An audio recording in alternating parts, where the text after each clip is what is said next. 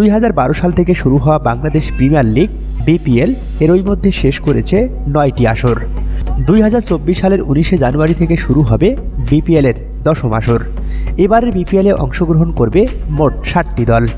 BPL এর group পর্ব থেকে ফাইনাল ম্যাচ পর্যন্ত সর্বমোট 46টি ম্যাচ অনুষ্ঠিত হবে, যার ফাইনাল ম্যাচ অনুষ্ঠিত হবে 1 মার্চ। বিপিএল 2024 সালের ম্যাচগুলো অনুষ্ঠিত হবে মোট 3টি ভেন্যুতে।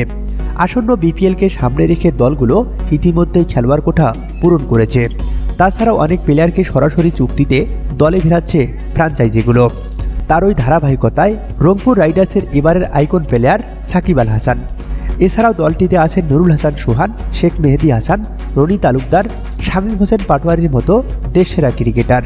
তবে রংপুর রাইডার্স এবারের বিপিএলে যে দল গঠন করেছে তা লক্ষ্য করলে দেখা যায় রংপুর রাইডার্সের বিদেশি প্লেয়ারের কোঠায় নামগুলো বেশ সমৃদ্ধ। রংপুর রাইডার্সের স্কোয়াডে আছেন পাকিস্তানের সাবেক অধিনায়ক বাবর আজম, অভিজ্ঞ আজমতুল্লাহ ওমর জাই, Nicholas Pooran, ওয়ানন্দু Hasaranga, Brendon king এবং মাতিসা পাথিরানা। বাংলাদেশ প্রিমিয়ার লিগ 2012 সাল থেকে শুরু হলেও রংপুর রাইডার্স বিপিএলে প্রথম অংশগ্রহণ করে 2013 সালে।